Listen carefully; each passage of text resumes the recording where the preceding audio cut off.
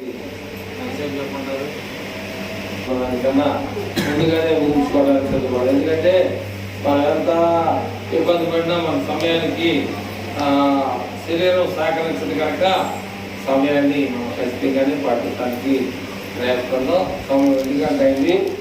కొద్ది నిమిషాల్లోనే ముగించుకోవడానికి మనం సిద్ధపడాలి. ఎందుకంటే ఈ విషయాలన్నీ కూడా ప్రతి సంవత్సరం వెంటనే ఉన్నాం. ఎన్నో కానీ తిరిగి చెప్పడానికి అమ్మ వచ్చారా చెప్పడానికి మనకి సమయం కుదరదు. ఎందుకంటే జ్ఞాపక శక్తి కావాలి. పుట్టిన మాటలు చెప్తాం కానీ దేవుని మాటలు చెప్తానికి కూడా మనం కొంత సమయం తీసుకోవాలి. ఎందుకంటే అవి మంచి మాటలు కనుక మనకు ఆరోగ్యానికి సంబంధించి కనుక మనము ఈ లోకంలో కొన్ని సంవత్సరాలు బతకాలన్నా కూడా దేవుని మాటలు మనకి చాలా చాలా అవసరమైనవి అనేటువంటి విషయాన్ని మనం గుర్తుపెట్టుకోవాలని ప్రభుత్వ మీకు తెలియజేస్తూ కొద్దిసేపట్లో దేవుని మాటల ముగింపుకి వద్దామని నిరాశ కలిగి ఉన్నారు. ఇక్కడ మరి త్వరగా వాక్యాన్ని ఎవరో స్పీడప్ చేస్తారో వాళ్ళు ముందుకెళ్తే బాగుంటుందని నేను ఆశపడుతున్నాను. 28వ అధ్యాయాన్ని నేను కంటిన్యూ చేస్తే ఎక్కడికి వెళ్ళాల్సుకోవట్లేదు. ఈ మత్తయి సువార్త 28వ అధ్యాయంలో 20 వచనాలు ఉన్నాయి. అక్కడక్కడ చెప్తాను, కొంచెం మీరు టచ్ చేసి నాకు సహాయం చేయండి. మొదటి వచనం నుంచి స్టార్టింగ్ చేద్దాం. విశ్రాంతి దినము గడిచిపోయిన తర్వాత ఆదివారమున తెల్లవారుచుండగా మగ్దలేని మరియు వేరొక మరియు సమాధిని చూడవచ్చిరి. ఇదిగో ప్రభుదూత పరలోకములో నుండి దిగి వచ్చి రాయి పొర్లించి దాని మీద కూర్చుండెను. అప్పుడు మహాభూకంపము కలిగెను. ఆ దూత స్వరూపము మెరుపు వలె నుండెను. అతని వస్త్రము హిమమంతా తెల్లగా ఉండెను. అతనికి భయపడుట వలన కావలి వారు వణికి చచ్చిన వారి వలె ఉండేది. కాబట్టి ప్రియమైనటువంటి వాళ్ళ ఒక విషయం తెలుసుకోవాలి. మనం విశ్రాంతి దినము గడిచిన తర్వాత ఎవరైనా చెబుతారా? కుర్చీలో తీసుకోండి, ఇప్పుడు కుర్చీలో తీసుకోండి. విశ్రాంతి దినము గడిచిన తర్వాత, విశ్రాంతి దినం గడిచిన తర్వాత ఏమొచ్చింది? అప్పుడు విశ్రాంతి దినం అంటే ఏమనుకోవాలి మనం? నిజమేనా? విశ్రాంతి దినం అనగా శనివారం. ఇప్పుడు ఆదివారం ఎందుకు వచ్చిందంటే, ఎందుకు వచ్చింది ఆదివారం? ఎందుకు వచ్చింది? ఆదివారం నాడు ప్రభువారు మరణాన్ని జయించి తిరిగి లేచినటువంటి గొప్ప రోజు. మీకన్నా నాకన్నా ఎక్కువగా పాటించవలసినటువంటి రోజు ఏ రోజు అంటే చెప్పాలి, ఆదివారం. ఎందుకని? సరిగ్గా రాలేదు దుర్గా సమాధానం. ఎందుకనంటే మనందరినీ పరలోకానికి తీసుకెళ్ళగలిగినటువంటి యేసయ్య ఆదివారం నాడు లేచాడు. కాబట్టి మనం ఖచ్చితంగా ఆదివారాన్ని మనం ఏం చేయకూడదంటే దొంగిలించకూడదు, నువ్వు కొనుక్కోకూడదు. ఆదివారం నాడు కూలికెళ్తారంటే నువ్వు కొనుక్కున్నట్టు.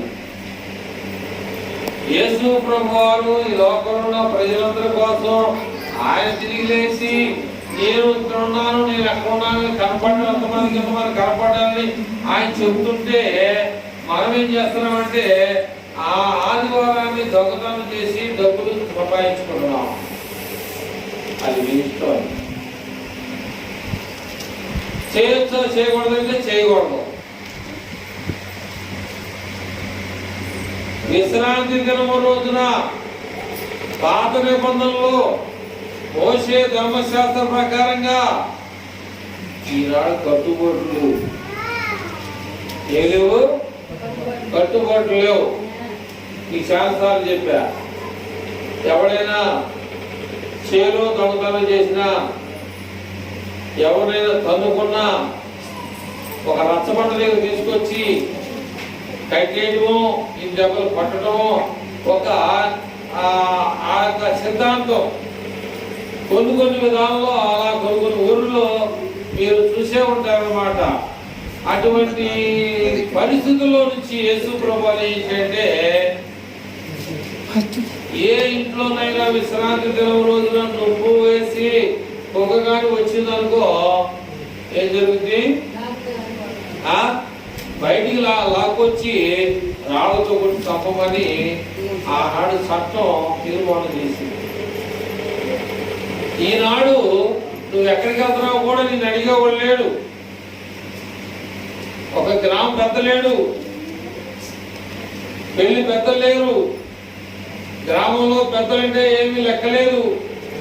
గ్రామంలో నీ ఇష్టంగా నువ్వు డబ్బు సంపాదించుకుంటావు కాబట్టి నీ ఇష్టం వచ్చినా నువ్వు వెళ్ళొచ్చు. అది కాదు. ఒక కులానికి ఒక కట్టడం ఉంటుంది. ఇప్పుడు వాక్యం చెప్పే విధానం ఏంటంటే, ఆదివారం ఏం చేసింది? గవర్నమెంట్ ఏం చేసింది? సెలవు విరివిచ్చింది. నువ్వేం చేస్తున్నావు? ఆదివారాన్ని అమ్ముకుంటున్నావు. ఎవరు కూడా అలా చేయకూడదు. ఆదివారం అనేది నీది కాదు, అది ప్రభువారు మరణాన్ని జయించినటువంటి రోజు. ప్రభువారు ఏం చేశారంటే, ఆయన మనందరికీ రక్షణ ఇవ్వడానికి, మనందరినీ తనతో పాటు కూర్చోబెట్టడానికి ఆయన ఏం చేశాడంటే, ఇప్పుడు ఒక మాట అంటాడు. 18 వచ్చిన చూద్దాం. మత్తయి సువార్త 28:18 వచ్చిన ఎవరు తీర్పు ఎవరు చదవచ్చు. అయితే యేసు వారి దగ్గరికంటే శిష్యుల దగ్గరకు వచ్చి, పరలోకమందును భూమి మీదను నాకు సర్వాధికారము ఇవ్వబడి ఉన్నది. ఎవరు చెప్పగలరు ఈ మాట? ఎవరో చెప్పగలవా? ఎవరో చెప్పలేము. ఎందుకంటే ఆయన దేవుడై ఉన్నాడు. ఆయన దేవుడై ఉన్నాడు కనుక ఇక్కడ ఏమన్నాయంటే, అయితే యేసు వారి ఎదుకు వచ్చి పరలోకమందును భూమి మీదను నాకు సర్వాధికారము ఇయ్యబడి ఉన్నది. అంటే ఆయన దేవుడైనప్పుడైనా కూడా ఈ పడడం అంటే ఏంటి?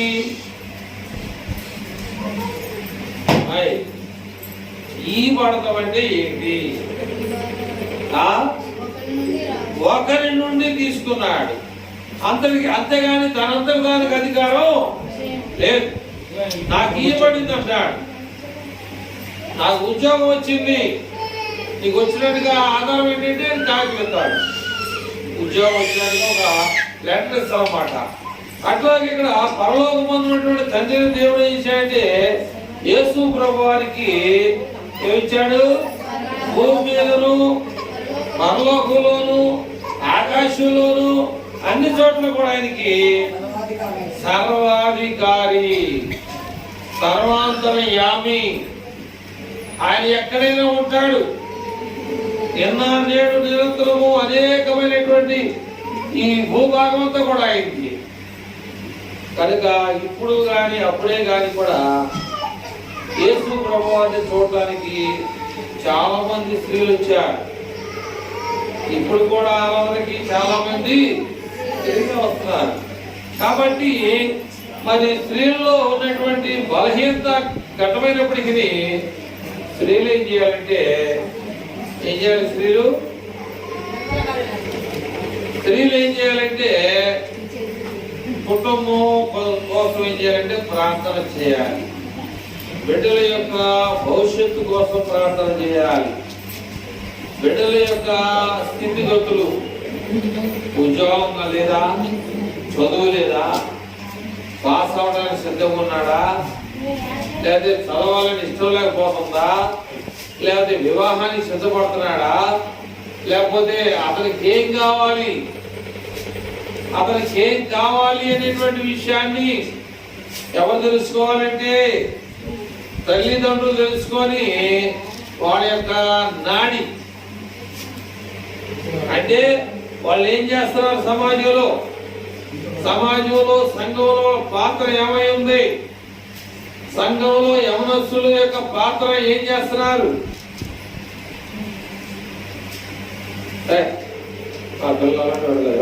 ఏమాట్లాడుతున్నారు, ఎన్ని మాట్లాడేది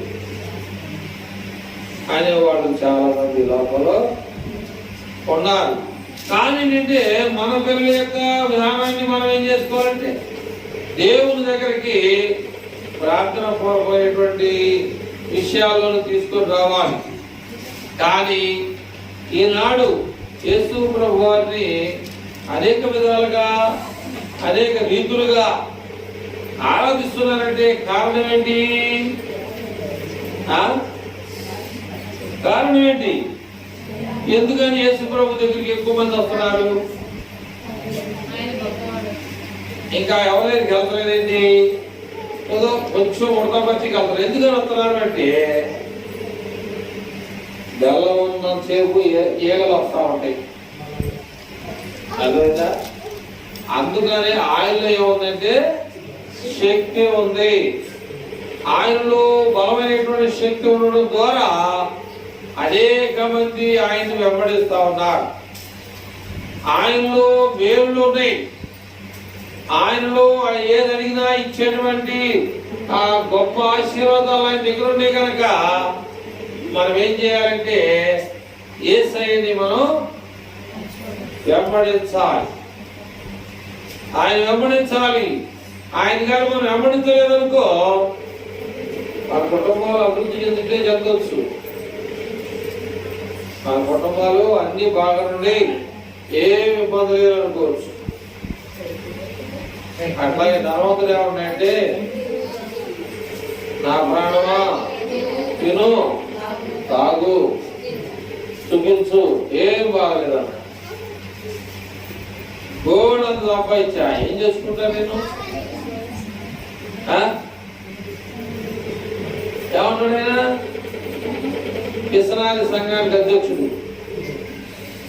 అంటే ఏమంటున్నాడు? అతనికి అర్థం ఏంటి? బయట గమలో పెడతానన్నాడా? ఏమన్నాడు? తన ప్రాణంతో తిను తాగు సుఖించు అంటే ఎవరు పెట్టండి. కాబట్టి బైబిల్ చెప్పేది ఏంటంటే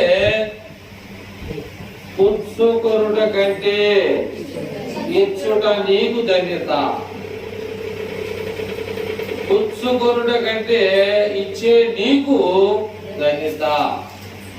నేను మీకు చాలా సార్లు చెప్పా, మేము ఫోటో పెట్టుకున్నామయ్యా, మాకు తోసినటువంటి ఎంతో మంది డబ్బులు సాయం ఏంటంటే చాలా మంది అన్నవాళ్ళ విషయం ఏంటంటే బియ్యం కట్టేస్తాను తీసుకెళ్ళు, మనకు ఆ పొద్దు డబ్బులు బియ్యం వచ్చేసి ఏం చేయాలి? అట్లాగా వాళ్ళు నమ్మినటువంటి విధానం ఏంటంటే మనం ఒకరికి పెట్టాలి. అయితే యేసయ్య ఒకరికి పెట్టాడు కానీ ఒక దగ్గర ఏది తీసుకోవాలి. ఏం పెట్టాడు వాడు చెప్పండి? ఏం పెట్టారు?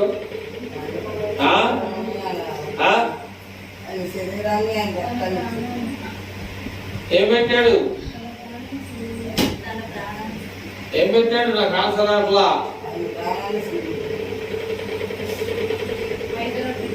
చచ్చిపోయిన వాళ్ళు లేపాడు, పుస్తకాలను లేపాడు, మోగోళ్ళకి మాట ఇచ్చాడు, గుడ్డోళ్ళకి సూపులు ఇచ్చాడు, చెవిటోళ్ళకి మాట్లాడేటువంటి అవకాశం ఇచ్చాడు.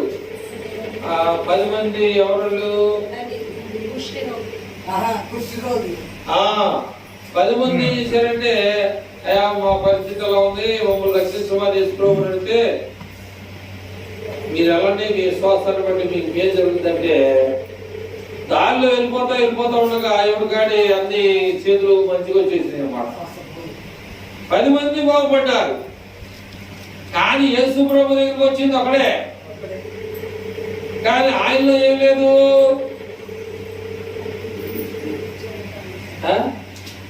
ఏం లేదు, యేసు ప్రభులో ఏమి లేదు, అది మనకు కావాలి. ఏ తేడా లేదా బట్టబాకు బాధలు మాట్లాడు ఆడొక్కడే వస్తాను తిరిగి నాకని చెప్పి ఒక్కడే బాగు చేయాల.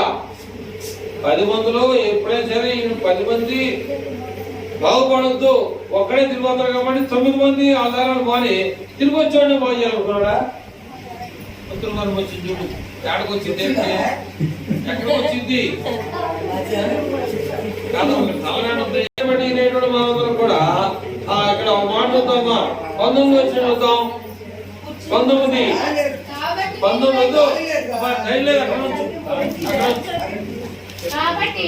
కాబట్టి మీరు వెళ్ళి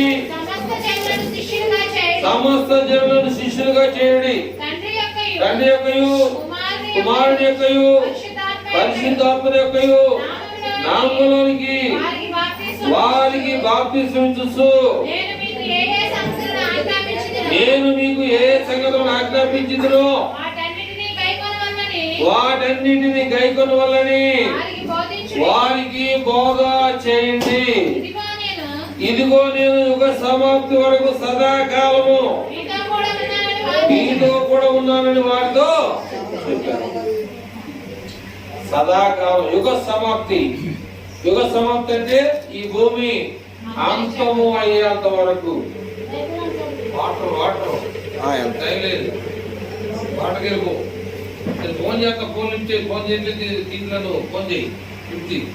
కాబట్టి యేసు ప్రభు వారు యుగ సమాప్తి వరకు కూడా ఆయన ఈ భూమి మీద అధికారిగా ఉంటాడని చెప్పాడు. అదే మన విశ్వాసం ఏంటంటే నమ్మకమే. మన విశ్వాసం ఏంటంటే ప్రభు ఉన్నాడు, నాకేదైనా చేయగలడు, నాకేదైనా సహాయం చేస్తాడు అనేటువంటి విశ్వాసంతోనే మన ప్రయాణాన్ని కొనసాగించాలి. ఆ పేరేంటి? అన్న అనేటువంటి ఉంది, విశ్వాసంతో ప్రార్థన చేసింది. సమూయేలు ఆయన పుట్టాడు. ఆయన పెద్దవాడు అయిన తర్వాత దావీదు మీద నెత్తి మీద చేసి ప్రార్థన చేయమని ఎవరు చెప్పారంటే యెహోవా తండ్రి చెప్పాడు. ఎందుకు చెప్పాడు అంటే దావీదు ప్రార్థనా పరుడుగా ఉన్నాడు కనుక నువ్వు వెళ్ళి తైలం పోసి ఆయన నెత్తి మీద ప్రార్థన చేసి ఆశీర్వదించన్నాడు. గొర్రెలు కాచుకున్నోడికి ఆయన ఆసక్తి ఉండదా? దేవుడి మీద ఆసక్తి ఉండదా?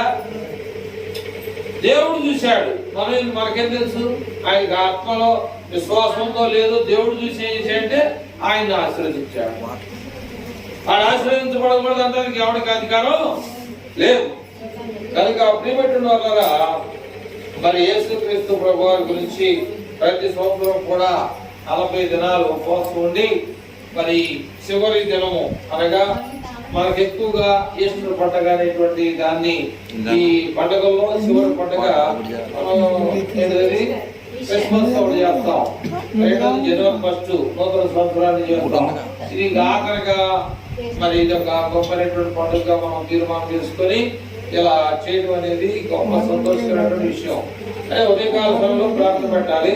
ఉదయం మళ్ళా పెట్టాలంటే 2 సార్లు అవుతుందని చెప్పేసి ఈ మధ్యాహ్న కాల సమయంలో కార్యక్రమాన్ని ఏర్పాటు చేసుకోవడం అనేది జరిగింది.